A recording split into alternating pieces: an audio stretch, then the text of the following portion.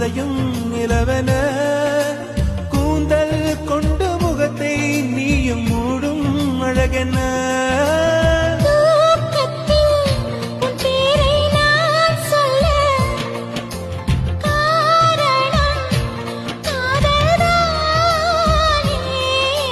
பிரம்மன் கூட ஒரு கண்ணதாசன் தான் உன்னை படைத்ததாலே